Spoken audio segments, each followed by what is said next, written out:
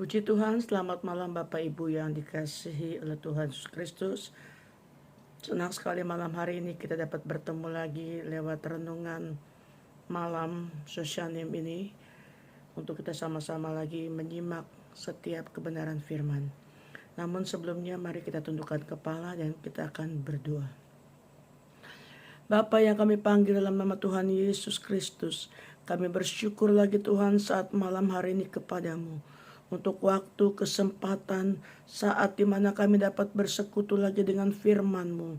Mari Tuhan, Engkau terangi hati dan pikiran kami, agar setiap benih firman-Mu Tuhan, dapat kami simpan di dalam tanah hati kami yang paling baik, sehingga dapat berbuah bagi kemuliaan nama-Mu. Terima kasih, urapi kami semua. Dalam nama Tuhan Yesus Kristus, kami alaskan doa kami. Haleluya. Amin. Puji nama Tuhan, Bapak Ibu sekalian yang saya kasih dalam nama Tuhan Yesus Kristus. Malam hari ini kita sama-sama akan membuka lagi kebenaran firman Tuhan. Namun sebelumnya mari kita boleh menyimak setiap ayat-ayat yang kita akan baca lagi. Dan untuk renungan malam hari ini saya beri judul Pemeliharaan Tuhan. Diambil dari Habakuk pasal yang ketiga, ayat yang ke-17 sampai 19. Habakuk pasal 3 ayat 17 sampai 19. Namun saya potong sampai 18 dulu. Nanti kita akan sambung lagi ya. Demikian bunyi firman Tuhan. Sekalipun pohon ara tidak berbunga, pohon anggur tidak berbuah, hasil pohon zaitun mengecewakan, sekalipun ladang-ladang tidak menghasilkan bahan makanan, kambing domba terhalau dari kurungan, dan tidak ada lembu sapi dalam kandang.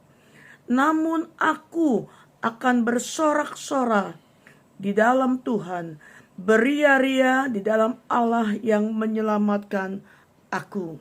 Sampai di situ dulu pembacaan firman Tuhan.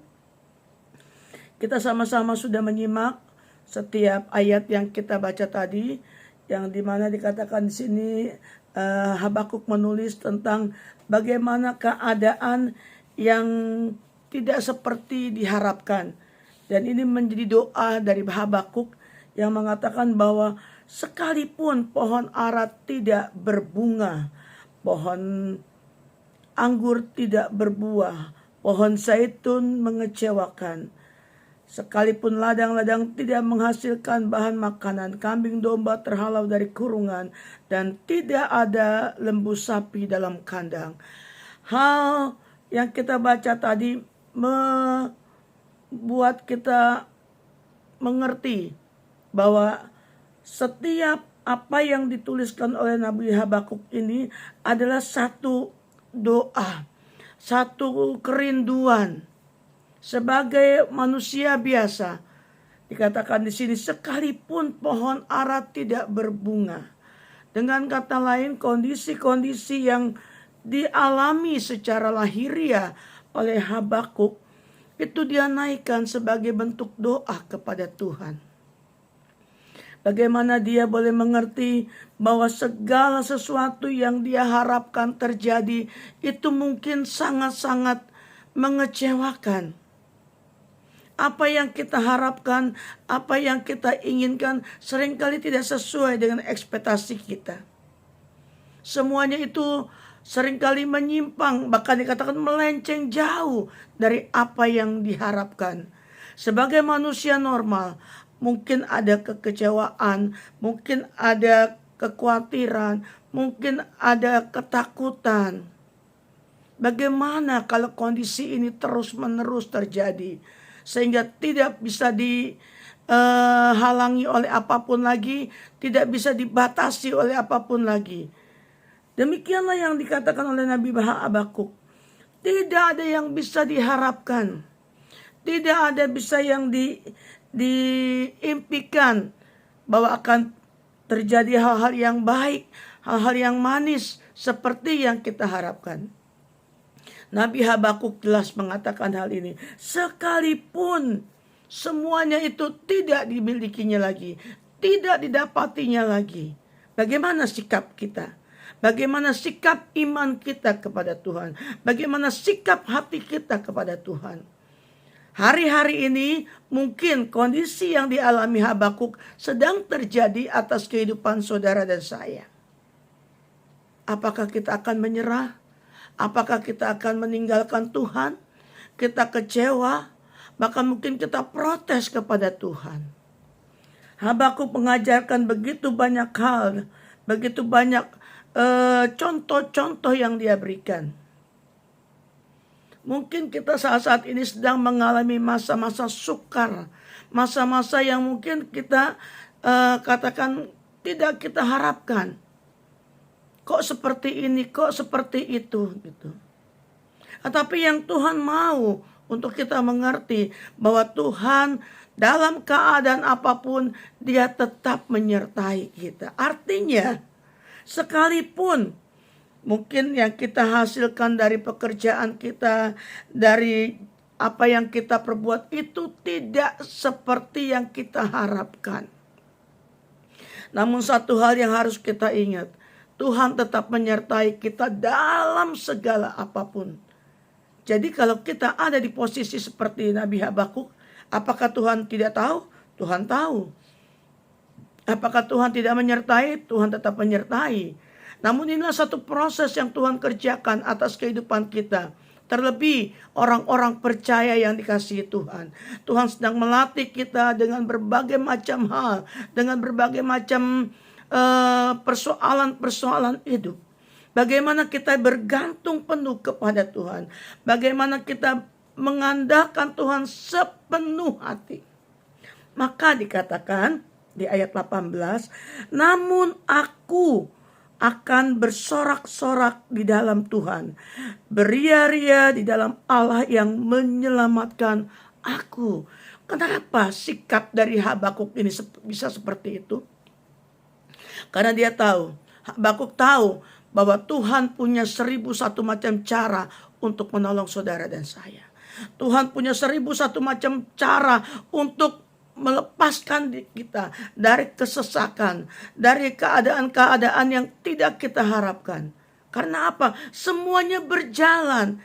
Kalau kita ada di bulan Februari ini, kita tinggalkan bulan Januari di tahun baru. 1 bulan saudaraku, kalau bukan karena Tuhan, kita rasanya gak mampu. Kalau bukan karena Tuhan, kita tidak bisa bertahan sampai hari ini. Tapi karena Tuhan yang memampukan, maka dikatakan, namun aku akan bersorak-sorai di dalam Tuhan. Sebab dengan kita tetap bersorak-sorak, tetap kita menyembah Tuhan, menyembah, mengagungkan, memuji Tuhan, itu ada hal yang terbaik. Sebab dengan kita kecewa, dengan kita putus asa, dengan kita menyerah, itu tidak akan merubah keadaan. Tetapi bila mana saat itu terjadi atas kehidupan saudara dan saya, sikap kita kepada Tuhan bagaimana? Itu yang Tuhan cari hari-hari ini. Kita tidak kecewa, kita tidak jadi putus asa, bahkan mungkin jadi marah kepada Tuhan. Pemeliharaan Tuhan tetap berjalan dalam segala kondisi yang kita alami. Maka dikatakan ayat 19, Allah Tuhanku itu kekuatanku. Ia membuat kakiku seperti kaki rusa. Ia membiarkan aku berjejak di bukit-bukitku. Tuhan membuat kaki kita semakin kuat, seperti kaki rusa. Dan dikatakan dia biarkan kita berjejak di bukit-bukitku. Artinya apa? Dia biarkan kita tetap kuat di atas setiap persoalan-persoalan kita. Dia biarkan kita kuat di tengah-tengah pergumulan yang kita hadapi. Karena apa? Dia memberi kekuatan yang baru kepada saudara dan saya. Oleh sebab itu, biarlah hal ini pun menjadi bagian. Tetap bersukacita, tetap bersorak-sorai, tetap memuji Tuhan, tetap menyembah Tuhan, mengagungkan Dia. Karena dengan semuanya itu, kita bisa tetap punya kekuatan. Yang dikatakan di sini, Allahku atau Allah Tuhanku, itulah kekuatanku. apapun boleh terjadi hari-hari ini dalam kehidupan saudara dan saya. Mungkin kita sedang mengalami kondisi-kondisi yang sangat-sangat memprihatinkan ya, secara lahiriah. Mungkin kita kekurangan ini, kekurangan itu, tapi percayalah, Tuhan tetap menyertai. Saya ingat satu ayat lagi di Filipi 4 ayat yang ke-19. Dikatakan di sini, Filipi 4 ayat yang 19, saya rasa semuanya sudah mengenal dengan ayat ini. Dikatakan bahwa Dia Allah yang akan memelihara kita. Filipi 4 ayat 19, Allahku akan memenuhi segala keperluanmu menurut kekayaan dan kemuliaannya dalam Kristus Yesus. Dia yang akan memenuhi semua keperluan saudara dan saya. Berpikirlah dengan baik bahwa Tuhan sedang menyediakan sesuatu. Mungkin di depan kita ada satu persoalan yang besar, masalah yang besar, bahkan mungkin ada rencana besar. Namun taruh itu kepada Tuhan. Letakkan itu kepada Tuhan. Biarkan Tuhan yang akan bertindak. Biarkan Tuhan yang akan berjalan bersama saudara dan saya. Mengikuti apa yang Tuhan mau. Karena Dia punya banyak cara untuk menolong kita semua. Oleh sebab itu Bapak Ibu sekalian, tetap semangat, tetap kuat dalam segala kondisi apapun hari-hari ini. Karena apa? Dialah sumber kekuatan kita. Dia yang akan peliharaku. Ada pujian katakan, Dia peliharaku. Di senang atau susah, Dia tetap memelihara saudara dan saya. Puji nama Tuhan. Inilah yang saya bisa bagi sebagai perenungan kita malam hari ini. Saya percaya kita semakin kuat, semakin mengerti bahwa Allah yang kita sembah adalah Allah yang penuh dengan kasih dan penuh dengan rahmat.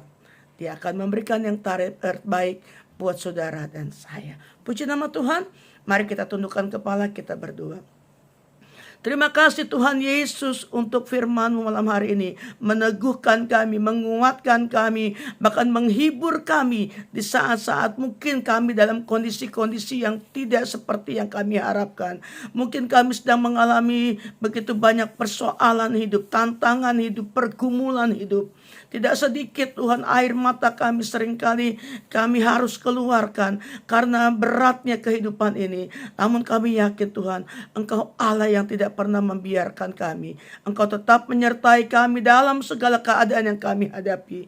Dan kami percaya Tuhan, Engkau yang akan memenuhi setiap keperluan-keperluan kami menurut kekayaan dan kemuliaan-Mu. Terima kasih Tuhan, terima kasih untuk firman-Mu. Terima kasih untuk kasih setia yang masih Engkau nyatakan dalam kehidupan kami. Dengan penuh ucapan syukur kami menerima semua firman-Mu dalam nama Tuhan Yesus Kristus. Haleluya. Amin. Tetap semangat, tetap kuat, tetap bersukacita di dalam Tuhan. Tuhan Yesus memberkati.